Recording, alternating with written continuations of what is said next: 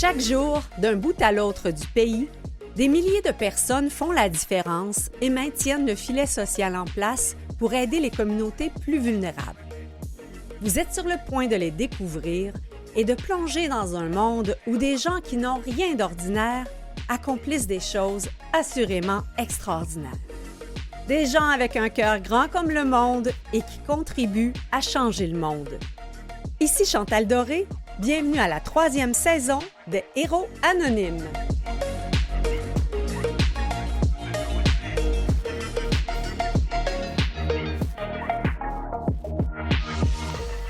Chantal Doré au micro, encore heureuse et toujours de vous retrouver pour vous présenter à nouveau cette semaine des héros anonymes. Donc, des gens qui, vous allez voir, ont vraiment fait du dévouement une marque de commerce, quelque chose qui est intrinsèque à eux. Alors, aujourd'hui, on reçoit 2 organismes qui œuvrent à satisfaire des besoins essentiels. Manger et être entendu, écouté. Ne pas être capable de se cuisiner un repas, on s'entend que c'est handicapant. Le manger seul, c'est triste. Pour les personnes qui reçoivent des plats de la popote roulante de Bénévolat Montcalm Saint-Sacrement, ces livreurs bénévoles sont parfois leur seul contact de la semaine, leur seul bonjour, leur seul sourire. C'est ce que viendront nous raconter l'un de ces livreurs, Pierre Paquet, qui est aussi membre du conseil d'administration de Bénévolat Montcalm Saint-Sacrement, et sa coordonnatrice Hélène Fizet. En deuxième partie, on explore encore davantage l'importance d'être écouté. Et bon, ça justifie également l'idée de parler quand on a des difficultés et qu'il y a des gens qui sont là pour nous écouter. Il y a un organisme qui en a fait sa mission depuis plus de 50 ans.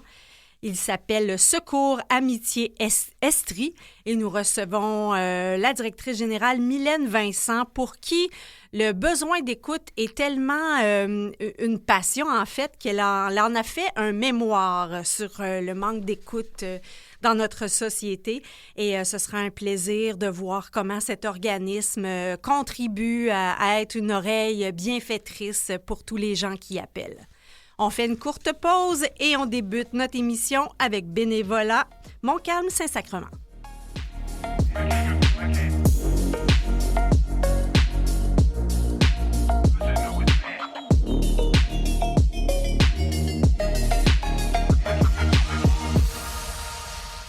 Il y a des années qu'on entend le mot « popote roulante ». On sait que c'est peut-être un des organismes communautaires, la forme d'organisme communautaire dont on a le plus entendu parler.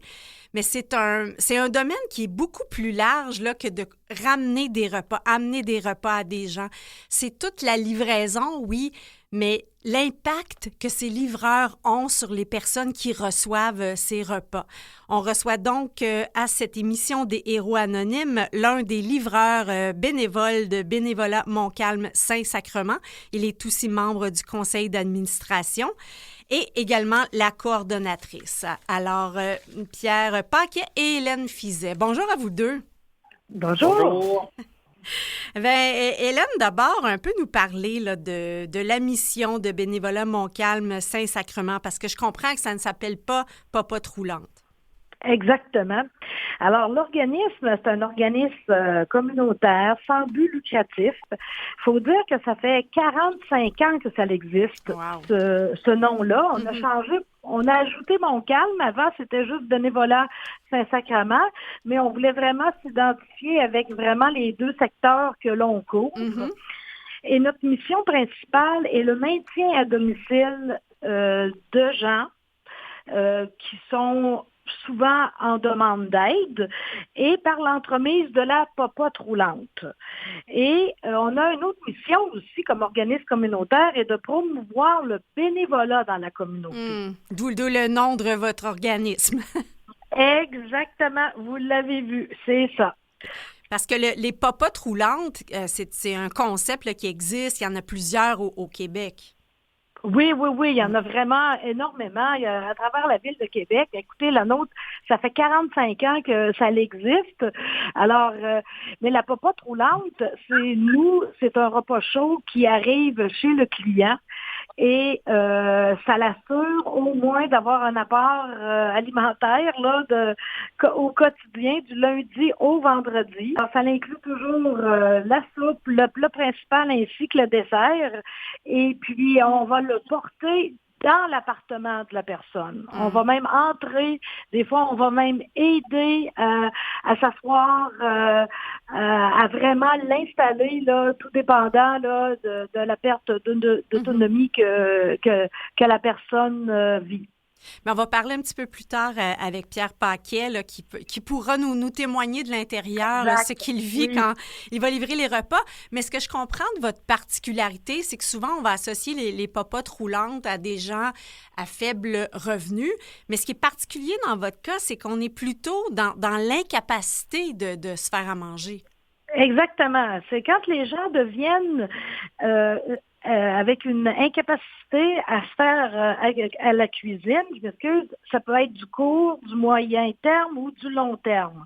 Alors nous, on n'a pas d'âge pour aller porter la popote. Ça peut être quelqu'un qui se fait opérer et qui a une convalescence de 3 semaines, puis qui est seul.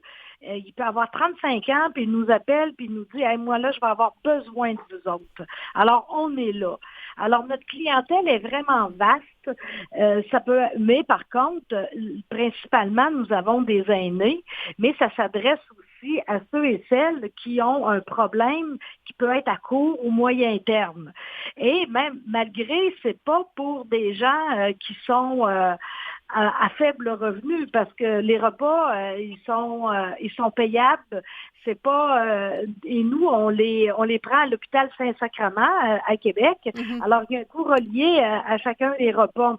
Alors, on va partout, puis même dans mon camp Saint-Sacrement, il y a des gens qui, oui, ils sont un peu plus aisés, mais ils ont les mêmes besoins, ces gens-là. Ils ont besoin de la popote, eux aussi, pour se remettre en forme, puis être capable de reprendre leur vie en main.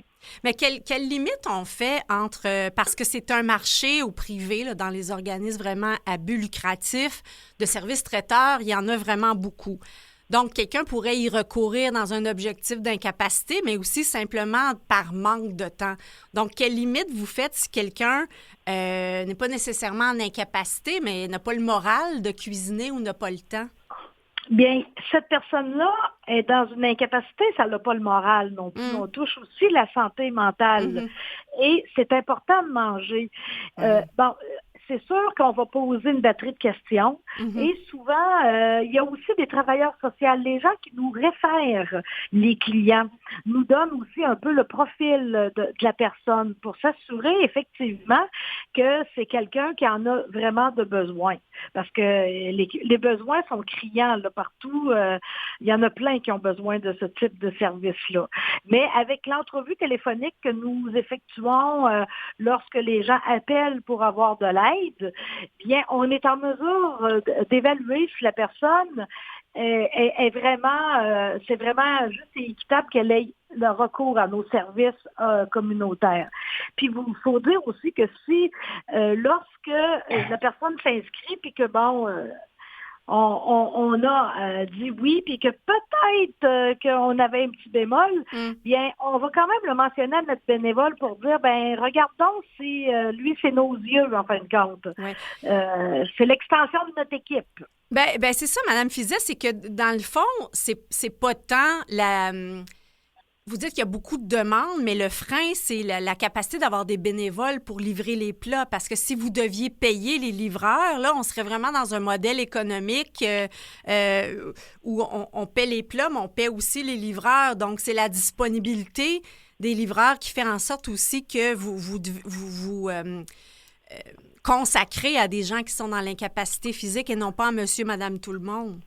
Oui, effectivement. C'est justement, et je vous dirais aussi que mes 50 bénévoles, 50? Ils sont... Oui, nous avons 50 bénévoles sur notre liste. Ça nous prend toujours 6 bénévoles par jour uniquement pour faire les 3 routes de livraison. Et ça, c'est sur les 5 jours de la semaine, plus nos sous-vides et qu'on vend et qu'on livre une fois par semaine. Ça aussi, ça s'adresse à la clientèle qui veut avoir des repas pour le soir et la fin de semaine. Mais si le bénévole voit là, que c'est une personne qui est en pleine forme, je vais le savoir tout de suite lorsqu'il va revenir. Donc, par exemple, mon ado qui est récemment en appartement puis qui ne se cuisine pas, si vous appelez, probablement qu'il recevrait un petit coup de fil, là. Oui, il recevrait un petit coup de fil, puis il dirait, bon, ben, je suis pas sûre que... Mais je vous dirais, les gens qui appellent, ils ont vraiment besoin. Écoutez, ça fait 3 ans que je suis la coordonnatrice ici, puis ça m'est arrivé 2 fois de refuser des gens. Directement à l'appel téléphonique, tout de suite, j'avais validé. Je dis non, je suis désolée, mais le service, ça ne s'adresse pas nécessairement à votre condition. Vous êtes encore capable de tout faire vos choses et c'est juste parce que la personne ne voulait pas sortir, mais elle était capable de marcher. Dans ce cas-là, nous, on n'y va pas. OK. Et donc, si on s'adresse peut-être à Pierre, quel type de personnes vous côtoyez lors de vos livraisons? Je vous dirais dans tous les genres un peu, comme Hélène disait tantôt, ça peut passer de moyennement jeune à plus très, très âgé. J'en ai sur le bord du 100 ans quasiment. Là. Ah oui. Et dans tous les états d'âme et d'esprit physique aussi, mettons, ça peut être des dépendants physiques, des fois c'est des troubles cognitifs, des troubles de santé. Puis on est, comme Hélène disait tantôt, on est souvent les yeux, parce qu'on est capable de... Souvent, on est les seules personnes qui voient dans la journée. Oui. Puis on est en contact direct avec le bénévolat. Moi aussi, et les autres sont en contact direct avec soit le travailleur social ou la famille. Fait que j'ai vu souvent aussi obligé de dire d'appeler l'hôpital le 911 parce que la personne ne filait vraiment pas. Ou on les trouve qui ont tombé, que là, on dit d'une semaine à l'autre, telle madame, là, elle est en chute libre, là, ça ne pue pas, ou son appartement est vraiment malpropre. Fait qu'on fait des suivis sur tous les niveaux. Puis, je vous dis, le contact humain, c'est vraiment, bien qu'on développe des relations stables. Parce que moi, j'ai une madame en tête qui m'attendait, mettons, à chaque jeudi pour faire ouvrir ses pots de confiture ou ses petites gouttes pour ses yeux. Elle ne demandait pas à sa nièce, elle disait, Pierre va venir, la fin jeudi. Fait que tu développes plein de situations comme ça. Ils vous attendent. Vraiment... Ils vous attendent pas seulement pour les repas. Non. Parce on développe des conversations, puis en plus, on fait des rencontres ici, qu'on les emmène dîner au local.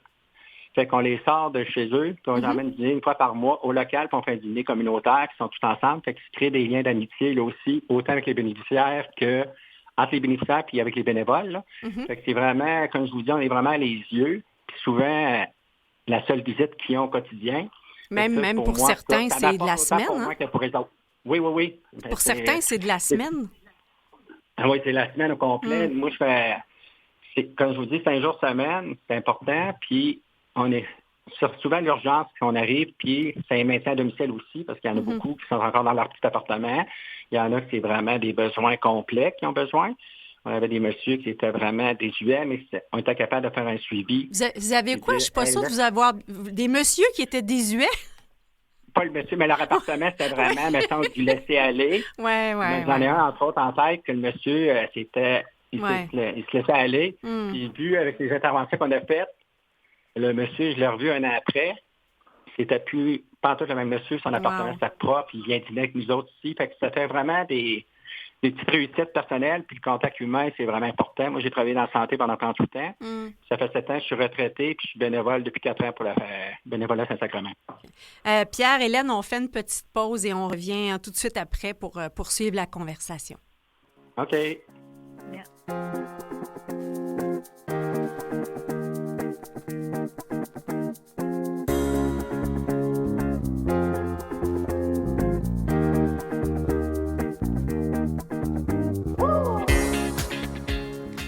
De retour au Héros Anonyme, nous sommes en pleine discussion avec des personnes au grand cœur de Bénévolat Montcalm Saint-Sacrement, Hélène Fizet qui est la coordonnatrice et Pierre Paquet, bénévole et membre du conseil d'administration.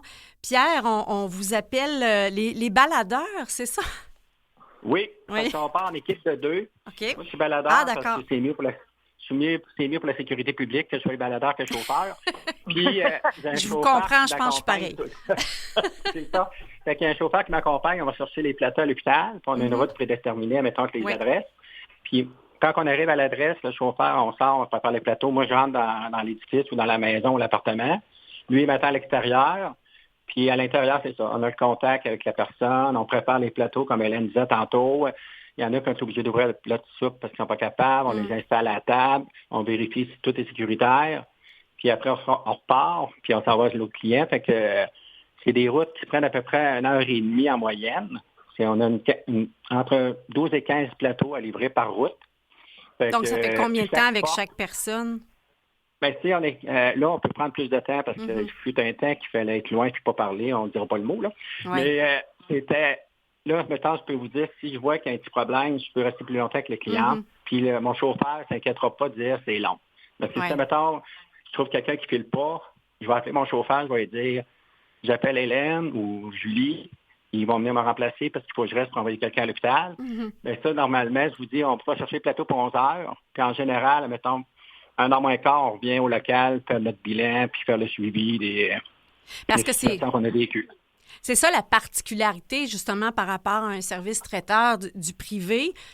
Votre travail, c'est comme ça un peu, livrer le repas est un peu la porte d'entrée pour créer un lien et pouvoir agir comme une sentinelle pour d'autres services et peut-être la ramener vers des services gouvernementaux ou d'autres OSBL. Exactement. Oui.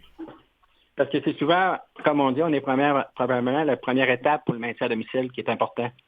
Parce que le traiteur, il livrerait le plateau, puis ça serait à la porte peut-être, puis bonjour la visite. Là. Oui. Mais nous autres, on rentre, on observe, comme je vous disais, l'état de la personne, autant physique que psychique que mental, et les lieux. Parce qu'on voit des fois, tu disais, c'est rendu dangereux, il y a du stock partout, ça ne marche pas. Mais tandis que le traiteur, il ne ferait pas ça. Puis quand on revient au local, je peux dire à Hélène ou Julie, telle madame ou tel monsieur appelle la famille parce que ça ne marche pas. Il est plus, en ayant un peu l'expérience aussi médicale là-dedans, moi, je suis capable de dire santé, ça ne pile pas, ou il est vraiment perdu, là. Il est décousu. C'est un monsieur qui était lucide la semaine passée, puis cette semaine, il est mêlé, là. Ça, il n'y aurait pas ça avec le service de traiteur. Mais on s'entend bien, vous avez une expérience dans le secteur de la santé, mais vous ne pouvez pas poser d'actes médicaux. Là, vous allez avoir une référence. Vous avez des références quoi avec le CLSC, qui est le premier intervenant après vous? Oui. Maintenant, si j'arrive sur un lieu et qu'il y a un exemple en tête, il y a un monsieur qui était tombé, j'appelle Hélène, je lui dis, là, j'appelle l'ambulance. Là, Hélène est venue me remplacer justement pour continuer la route parce qu'il fallait que les autres aient leur plateau. Moi, je reste sur les lieux, j'attends l'ambulance, puis, mettons, je ne fais pas de manœuvre, rien, parce que je n'ai pas plus pratiquant, mettons. Mais c'est qu'on assure la sécurité pendant que l'ambulance arrive. Puis, moi, ça fait au moins 3-4 clients que j'ai envoyés à l'hôpital parce que je vois qu'ils ne filent pas. Ah oui. Puis, des fois, des chutes, des fractures de hanche. Fait qu'on est vraiment important, mais c'est sûr qu'on ne fait pas de manœuvre ou de pratique médicale, mettons. Vous avez des nouvelles de ces gens-là par après? Oh, oui, c'est ça qui est le fun, parce qu'on est capable de faire un suivi. Puis, mettons, c'est un exemple, une fracture de hanche. Ils vont être hospitalisés, puis après ça, ils vont aller en convalescence. Puis, on va envoyer une carte, puis les familles contactent avec nous, puis ils nous donnent des nouvelles, puis on les retrouve après, souvent. Ils reviennent comme clients, là. Mais qu'il y a un suivi qui se fait aussi avant, pendant et après. Vous avez reçu, je crois, un beau témoignage de quelqu'un qui vous a dit, vous m'avez pris à mon plus bas, puis vous m'avez remonté. Oui, c'est ça, oui. Le monsieur, il était venu dîner, puis j'avais demandé à Hélène, j'ai dit, c'est qui le monsieur qui est là-bas? Elle dit, regarde, c'est ton monsieur que tu avais dit que c'était insalubre, toute l'équipe. Là. Ah oui. Puis, c'était incroyable de voir la différence, là. C'était plus pas en tout le même monsieur, je l'avais pas reconnu. Fait que ça, c'est des petites réussites personnelles et qui fait que déjà, j'ai le bénévolat facile, moi, mais ça fait que tu te dis, je continue, puis ça fait du bien. Vous avez le bénévolat utile. Oui, aussi. et même, il y a même des bénéficiaires qui sont venus à votre Assemblée générale annuelle, Hélène? Ben, tout à fait. Ils nous ont appelés, puis parce que lorsque nous faisons une assemblée générale, il faut informer tous nos bénéficiaires. Et puis, ils nous ont appelés, puis ils nous ont dit, ben, on aimerait ça y aller, nous autres aussi, mais on n'a pas de transport. Ben, j'ai dit, c'est pas de problème, on va aller vous chercher, puis on va aller vous reconduire. Fait qu'ils sont venus, et puis ils ont apprécié, puis ils ont même parlé, ils ont communiqué avec les autres, puis ils ont vraiment dit comment ils se sentaient bien aussi de recevoir ces beaux bénévoles-là, parce que j'ai les meilleurs en ville.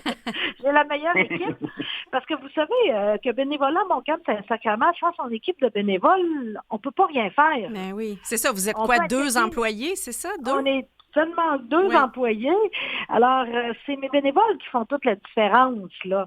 Alors, il faut vraiment valoriser ce bénévolat. C'est pour ça que je voulais qu'un bénévole puisse être avec moi pour en témoigner, parce que c'est vraiment la force de l'équipe qui donne toute cette belle collaboration-là. Bien, Pierre, hein, vous êtes, notre émission le dit, les héros anonymes, faites partie de ces héros anonymes. Bien, merci. Hélène, vous trouvez ça où, des bénévoles comme Pierre? Bien, on fait des annonces dans des lieux un peu comme Jeux bénévoles ou ces choses-là, ou dans les organismes communautaires où on peut rechercher des bénévoles. Mais je vous dirais que le bouche à oreille, c'est la meilleure solution. Ouais. Nos bénévoles nous réfèrent des gens. Et aussi, lorsque les bénévoles font leurs prestations de livraison, ils ont un dossard à notre nom. Alors, les gens voient, les gens parlent avec des gens sur la rue, dans les couloirs, dans les logements, et ils vont distribuer des cartes d'affaires. Là, les gens nous appellent. Fait que nos bénévoles vont nous amener des bénévoles, mais ils vont nous emmener des clients aussi. Puis c'est ça, c'est dans le cas de Pierre, vous dites que vous étiez dans le domaine de la santé, donc vous êtes un jeune retraité. Oui. Pas si jeune, mais assez jeune. Jeune de cœur, c'est sûr. Moi, j'ai été recruté par une ancienne collègue de travail que j'avais rencontrée par hasard en marchant à Saint-Jean. Puis je lui demandais c'était quoi qu'elle faisait. Puis la journée, j'ai appelé au local pour avoir des informations. Puis j'ai commencé le lundi suivant. Puis ça fait 4 ans que j'étais avec cette équipe-là. Wow. Puis on le garde. Vous avez passé votre probation, ça fait longtemps, Pierre, si j'entends ça. Mais d'après Hélène, il me restera encore 1 an pour être sûr. Non. Puis, outre les retraités, quels autres types de bénévoles, Hélène, on retrouve à Bénévolat Montcalm-Saint-Sacrement? Il y a aussi des étudiants, lors de leur cours universitaire, qui doivent faire des heures de bénévolat. Alors, on accueille des gens aussi, des étudiants, et on a aussi des gens qui arrivent au pays, qui n'ont pas de permis de travail, mais qui veulent apprendre la langue, ils veulent s'impliquer au niveau de la communauté dans leur milieu qu'ils ont choisi comme terre d'accueil. Alors, on les accueille aussi pour faire du bénévolat. Ben, c'est une magnifique intégration. Et est-ce que, autant du côté des étudiants ou des immigrants, c'est des gens qui œuvraient ou veulent travailler dans le secteur de la santé? Pour certains, oui. Et je vous dirais, pour devenir bénévole puis être en contact avec les gens, il faut avoir une aisance puis une facilité aussi, parce que sinon, c'est quand même gênant de cogner à une porte puis de rentrer chez les gens qu'on connaît pas. Fait qu'il faut vraiment avoir ce don de soi-là puis cet élan-là pour faire ce type de bénévolat-là. Et, je rajouterais, Hélène, aussi qu'il y a le côté sécuritaire, autant pour le client, c'est qu'on a une étude aussi judiciaire. Il faut passer, mettons, en enquête pour la police avant pour être sûr qu'on est des gens honnêtes et clean, mettons. Oui. Ben oui, vous êtes dans le quotidien des gens, vous les voyez dans une situation de vulnérabilité. J'imagine que... Ça, c'est obligatoire, là. Ouais, La déclaration et la recherche des antécédents judiciaires, ça, c'est incontournable, là. C'est la première étape avec l'entrevue que la responsable des bénévoles fait pour voir un peu c'est quoi ses attentes, c'est quoi ses aspirations, pourquoi elle vient à Bénévolat Montcalm Saint-Sacrement. Parce que ça peut arriver qu'il y a des gens qui viennent solliciter pour devenir bénévoles, puis en fin de compte, on va les orienter dans différents autres milieux parce que c'est pas nécessairement dans leur optique de bénévolat. Mais comme vous dites, vous voulez promouvoir le bénévolat, donc si c'est pas votre organisme qui en bénéficie, bien, vous sentez au moins que vous avez amené un bénévole de plus dans notre système. Exactement, parce que je pense que maintenant, il faut vraiment se souder les coudes. Ouais. Pour en arriver à parce que les aînés, entre autres, ils ont des très grands besoins et leur aspiration de vouloir rester à domicile, bien, ça prend beaucoup de bras et des jambes pour ça. Ouais. Ça peut pas être juste le ministère de la Santé qui amène des gens. Je pense que c'est une orientation, en tout cas, que tous les gens qui sont dans le milieu de la santé prônent pour le futur. Donc, je pense que votre organisme a sa place dans le milieu de la santé. Donc, c'est surtout des personnes âgées que je comprends, malgré que ça peut être à tous âges, mais il y a un grand bassin de personnes âgées là, qui sont dans un contexte. Et est-ce que vos bénévoles comme Pierre, vous avez pris parce que je sais qu'il y a des formations en ce moment là, de sentinelles pour être capable de détecter, oui. Exactement. Moi, je suis très sensible à toutes les formations qui nous sont offertes. Je les envoie à mes bénévoles et souvent, ce sont des formations qui se font en ligne. Et là, même cette semaine, j'en ai envoyé une nouvelle, c'est comment faire face à un sentiment d'angoisse avec les gens âgés. Quand on arrive chez quelqu'un puis qu'elle a eu une nouvelle puis elle est sans dessous, comment faire face à cette situation-là? Et là, les gens répondent et ça, c'est par notre regroupement. On a aussi des formations. Alors, à minute que j'ai quelque chose qui peut être vraiment un plus-value pour mon bénévole, c'est sûr que je vais lui transférer pour être capable de lui donner des outils pour travailler puis être à l'aise davantage avec cette problématique-là. Bien, Hélène, je peux pas m'empêcher de penser, c'est sûr, entre autres, pour les jeunes, que ce soit dommage qu'ils n'aient pas de réseau de soutien ou d'amis qui viennent leur porter des petits plats, mais je me dis heureusement qu'il y a des organismes comme le vôtre là, pour aider les gens qui sont dans une incapacité court, moyen terme pour pouvoir leur venir en aide. Et je peux vous demander peut-être le projet en 30 secondes qui vous tient le plus à cœur pour le futur? Vous avez dit l'œuvre? Oui, on vous souhaite quoi pour le futur?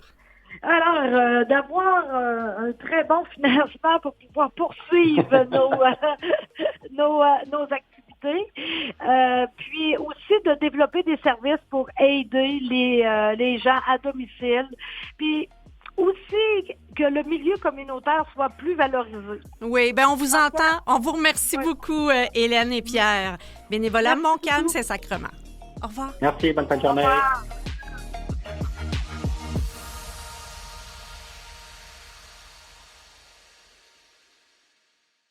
Vous écoutez Les Héros Anonymes avec Chantal Doré. En deuxième partie des Héros Anonymes, on poursuit nos réflexions sur l'importance d'avoir quelqu'un qui nous écoute. C'est ce que fait depuis 50 ans le deuxième organisme que nous recevons cette semaine, Secours Amitié Estrie.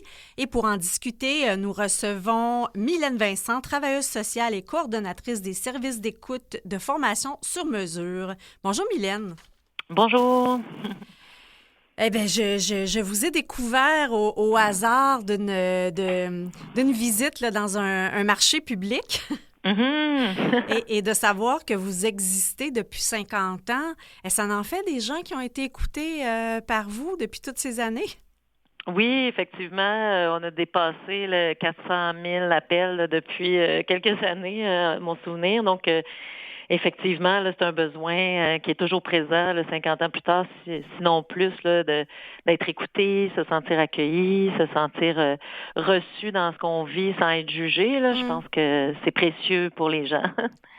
400 000 appels, si je fais des mathématiques rapido, on n'est pas loin de 10 000 appels par année? Oui, c'est pas mal ça qu'on reçoit, là, environ 10 000 appels. Puis je pense que si on avait plus de personnes, si on était un plus grand groupe à répondre aux appels, on pourrait répondre encore plus d'appels, là. Ah oui, donc il y a une demande là, qui n'est pas entendue en ce moment? Ben en fait, c'est au niveau de nos ressources bénévoles. Là, tu sais, il y a toujours un roulement, fait qu'on maintient une 50aine de bénévoles, mais ça fait en sorte que si on avait, par exemple, 70-80 bénévoles à l'écoute, on pourrait répondre à encore plus de personnes parce qu'on aurait plus de présence. Là. On serait plusieurs personnes à répondre en même temps. Puis oui. Et ces bénévoles-là, ils viennent d'où? Quel type de personnes écoutent à Secours Amitié Estrie? En fait, c'est des gens qui ont surtout l'intérêt pour l'humain et puis l'enrichissement personnel, là, je dirais, parce que c'est des gens qui s'investissent beaucoup pour se développer personnellement, apprendre à mieux écouter. Ça demande un certain effort aussi de sortir de soi pour essayer d'aller à la rencontre de l'autre. Donc, c'est des gens qui aiment apprendre. Je dirais que c'est pas nécessairement des anciens travailleurs sociaux ou des psychologues. C'est plus des gens qui ont l'intérêt pour l'humain, qui ont envie de connaître l'humain, puis qui sont ouverts à développer un savoir-être qui permet d'arriver à ça. Donc, on a des gens très impliqués, on a tous le même intérêt. Donc, on a tous les gens, ils ont une espèce de bienveillance les uns envers l'autre. Là. Je dirais que, moi, je dis tout le temps aux gens, c'est possible d'apprendre à écouter pour tout le monde. L'important, c'est d'avoir l'intérêt puis l'envie d'apprendre tout ça, là, qui fait qu'on réussit à arriver à améliorer notre qualité d'écoute. Et on parle, est-ce que on retrouve davantage de femmes que d'hommes? De quel groupe d'âge? Oui, on a plus de femmes bénévoles. Est-ce que la question... je prends pour acquis peut-être que c'est peut-être une qualité plus féminine, mais encore là, je ne veux pas faire de raccourci de pensée. C'est bien qu'il y ait une parité dans tous les domaines. Donc, il y a plus de femmes en ce moment quand même qui sont bénévoles. Oui, je dirais que c'est presque 75-25. Donc, mais je vois que, dans le fond, c'est vrai que, en fait, c'est d'une façon d'être éduqué qui est différente chez l'homme et chez la femme.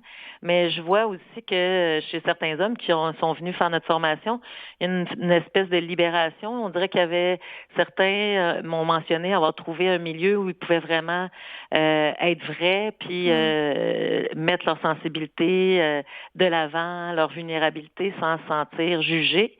Ce que parfois dans certains milieux comme la construction, des choses comme ça, des fois c'est pas toujours accueilli là, de montrer sa sensibilité. Fait que c'est comme un soulagement pour certains hommes d'avoir un espace où ils peuvent vraiment démontrer ce côté-là d'eux. Fait que je pense qu'on aurait intérêt à développer, autant chez la femme que chez l'homme, cette sensibilité-là ou cette capacité à démontrer, à accepter qu'on est vulnérable et sensible aux autres.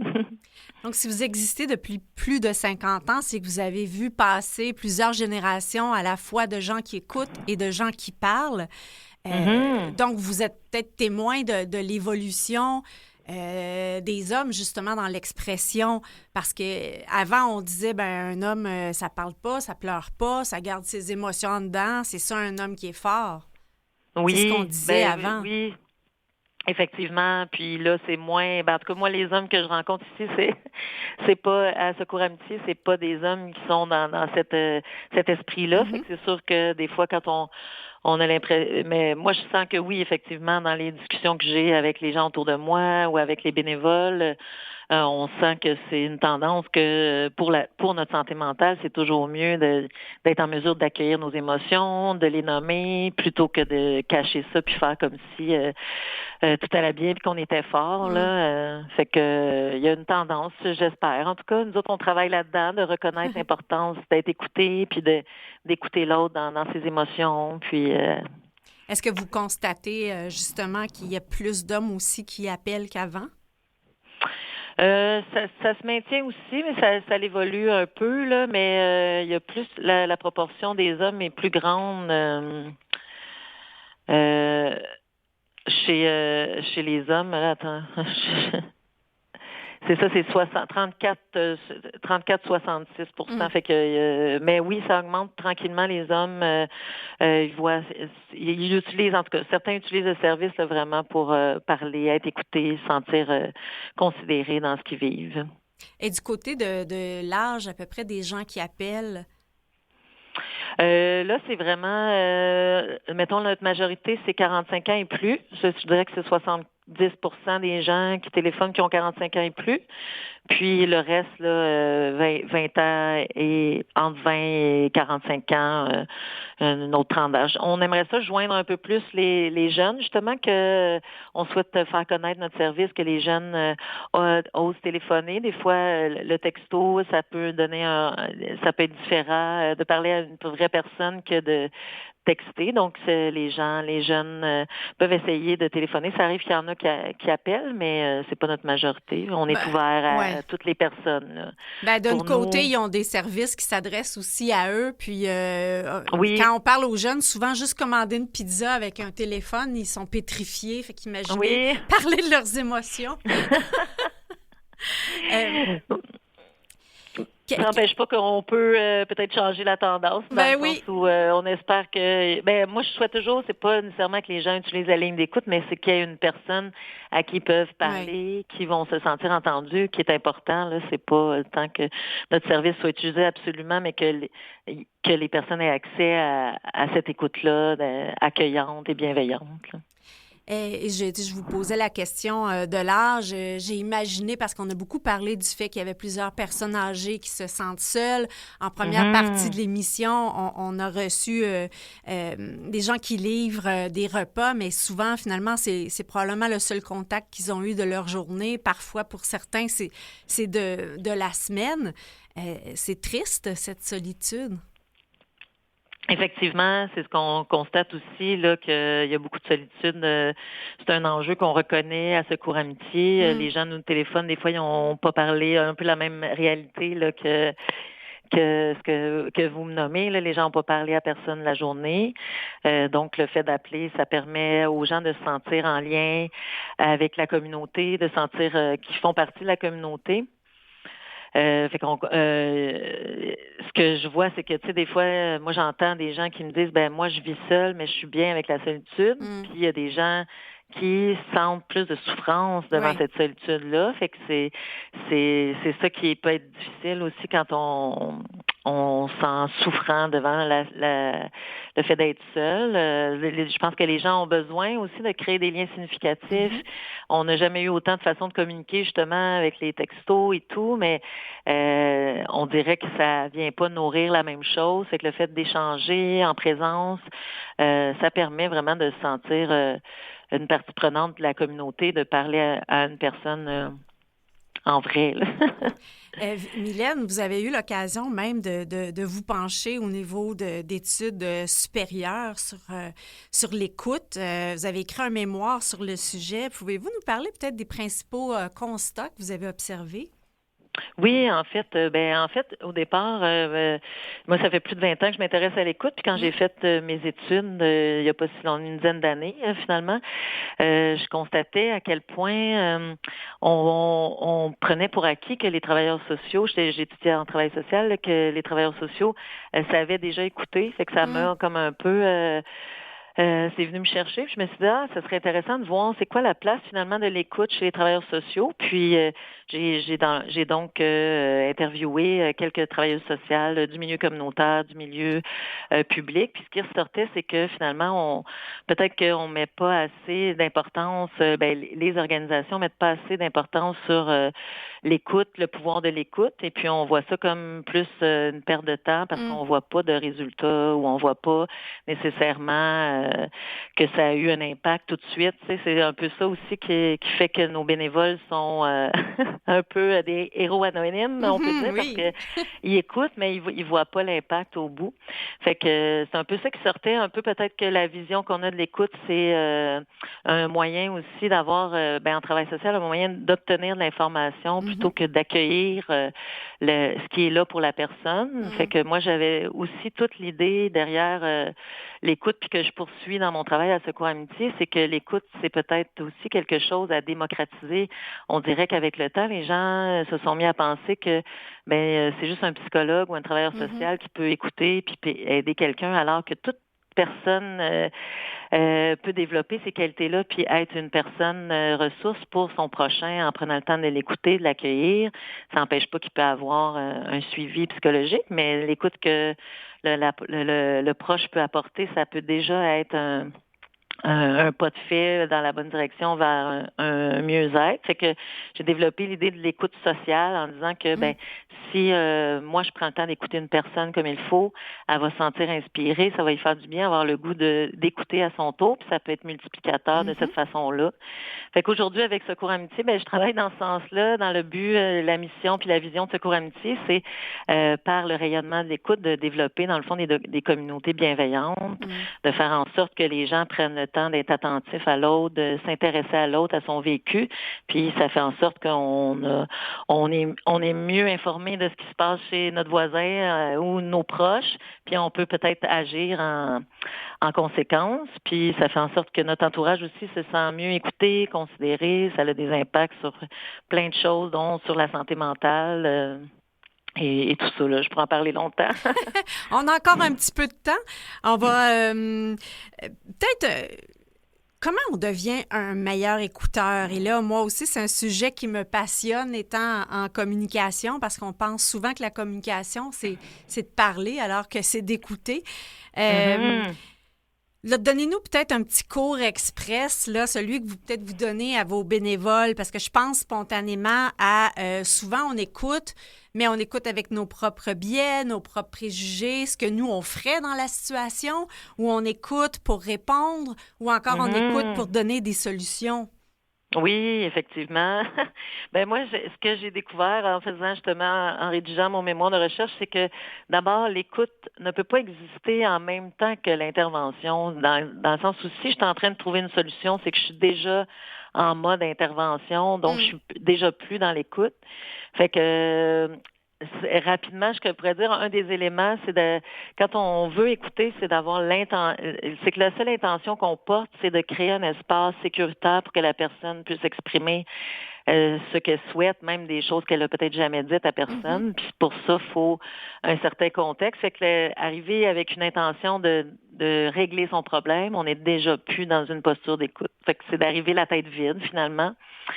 De croire en l'autre aussi, un autre élément que j'amène souvent, c'est croire en l'autre, que la personne elle a un certain potentiel, croire à ce potentiel-là, qu'elle est capable de faire ses choix, est capable de trouver ses propres solutions. Puis l'écoute, dans le fond, c'est un outil qui permet à la personne de prendre un pas de recul pour justement entrevoir c'est quoi les solutions qu'elle a en elle, c'est son coffre reprendre contact avec son coffre à outils, finalement, personnel. Et puis, il y a les attitudes aussi qui sont les plus importantes, là, de l'importance de rester dans l'accueil de l'autre. L'accueil inconditionnel, ça veut dire que peu importe sa différence, je suis prête à l'accueillir, reconnaître que ma vision des choses est différente de celle des autres. Puis, dans l'écoute, c'est d'essayer de se dire, je vais me déplacer, je vais sortir de chez moi, de ma vision des choses pour voir c'est quoi la vision de la personne finalement. Fait que l'accueil de l'autre, l'accueil de sa vision des choses, il y a le respect des choix de la personne. Si elle décide d'aller à gauche, c'est son choix. Moi, je suis là pour l'accompagner. Puis, il y a l'empathie aussi, le fait de se rapprocher. Là, c'est un peu ça aussi le mouvement de l'empathie, c'est se rapprocher de la vision de l'autre, de reconnaître l'intensité de l'émotion qui est là. Puis l'authenticité, le fait d'être vrai avec soi-même. Ça, c'est 4 éléments qu'on travaille en formation, puis que le fait d'être vrai avec soi-même, puis si c'est bon pour la relation, d'être vrai avec l'autre aussi, lui dire les vraies choses. Souvent, on pense qu'écouter, c'est accepter n'importe quoi, mais pas du tout. On a le droit de mettre nos limites dans l'écoute. Puis si on met pas nos limites, on n'est plus à l'écoute à un certain moment donné, parce que si la personne nous manque de respect, par exemple, je suis plus en posture d'écoute parce que je me sens attaquée, pour me remettre en position d'écoute, le nommer, ça peut être aidant parfois. Donc, c'est quelques éléments rapides là, qui me viennent, mais on passe 18 heures avec les bénévoles, plus 16 heures d'accompagnement, donc je pense qu'on pourrait en parler très longtemps de ce sujet-là qui se décline sur toutes sortes de thèmes. Je vous laisse réfléchir quelques secondes. On fait une petite pause et on sera de retour pour poursuivre cette intéressante discussion. J'ai envie de vous écouter encore.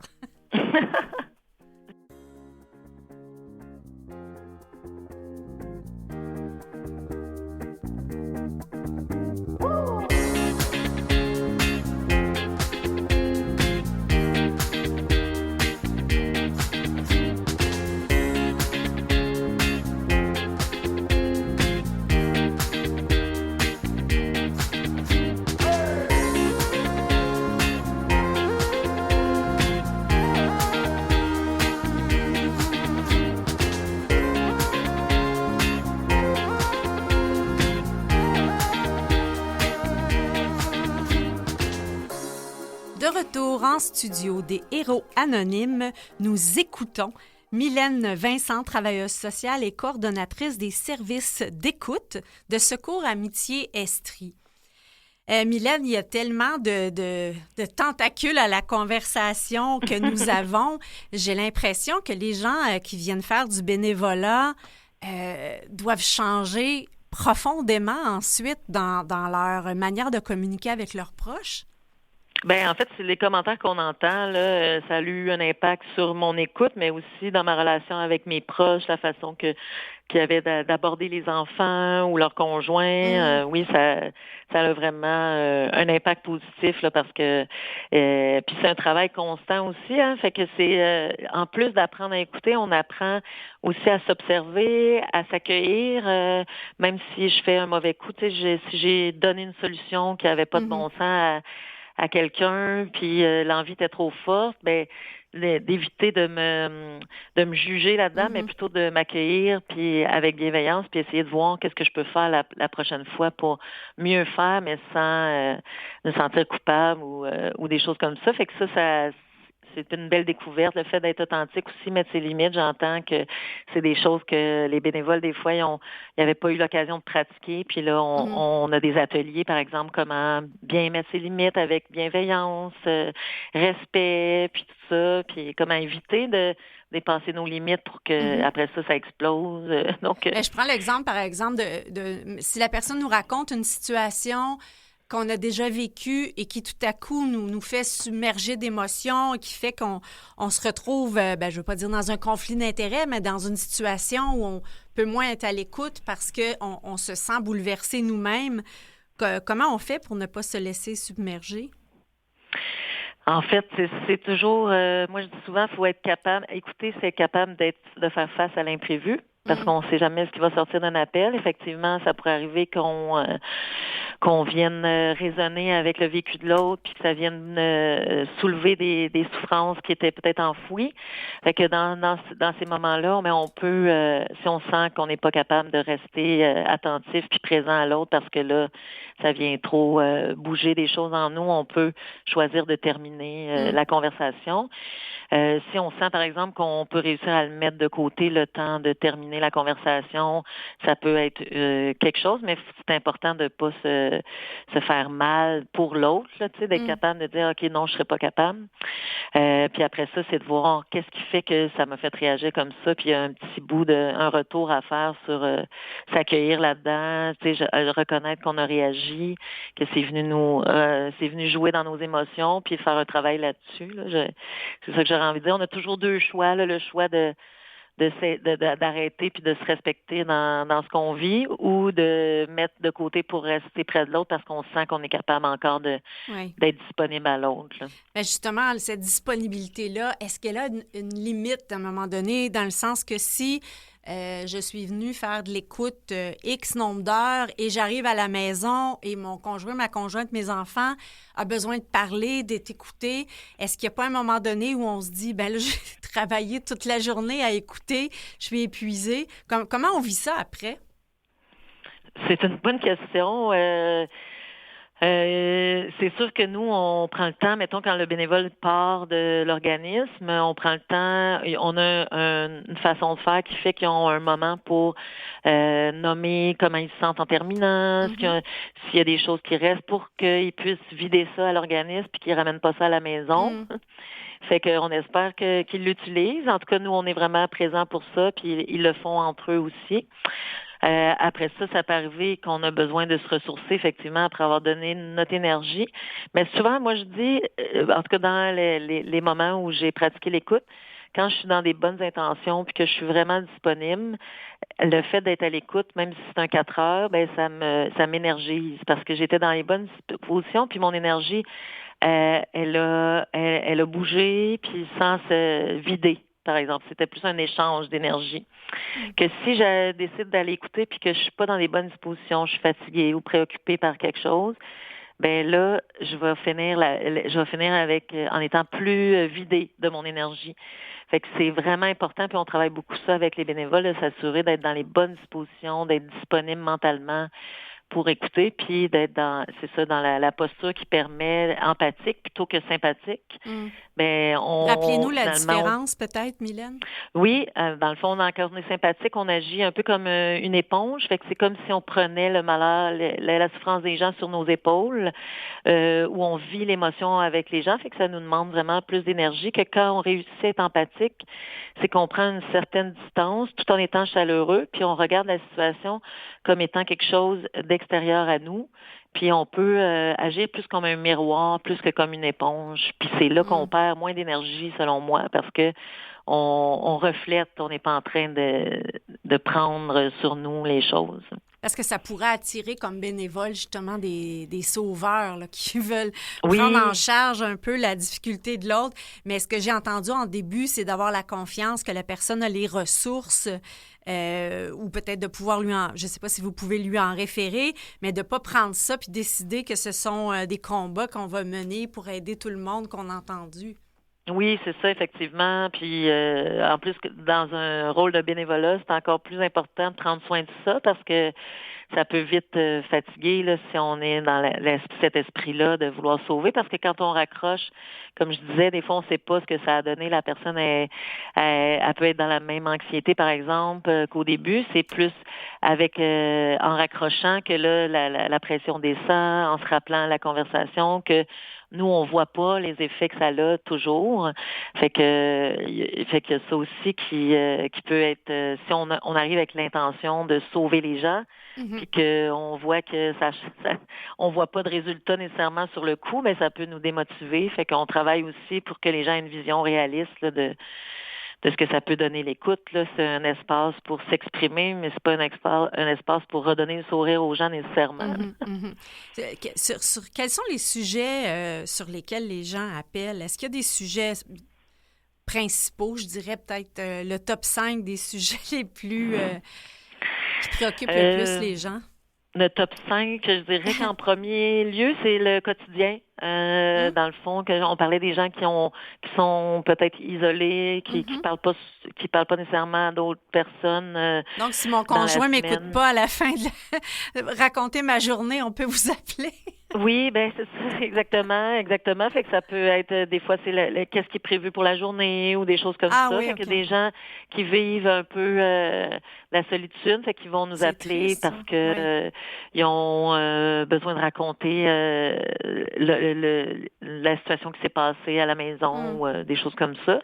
Ensuite, c'est les situations interpersonnelles, là, soit qu'on va parler d'une personne de relations qu'on a avec nos proches, un frère, une sœur ou toutes sortes de choses. Puis aussi les gens téléphonent pour se faire du bien. On l'appelle pour des raisons de santé mentale, dans le sens où que les gens veulent prendre soin de leur santé mentale. Donc, si une personne vit de l'anxiété, ben son outil, on peut faire partie de son coffre à outils. Elle nous téléphone pour diminuer l'anxiété, puis le fait de parler, de nommer les choses, d'être accueilli dans tout ça, ben ça permet de diminuer l'anxiété. Fait que ça, c'est des raisons, là, dans le fond, pour se faire du bien, là, que les gens téléphonent. Je dirais que c'est les... Ensuite, les autres, c'est vraiment des... soit ça va être pour des situations professionnelles, santé physique, les gens vivent avec des douleurs, ça leur fait du bien de nous téléphoner. Ça leur permet de penser à autre chose qu'à la souffrance physique. Des gens qui nous parlent de leur situation, leur vie sexuelle ou leur orientation. Fait que c'est pas mal ça, là.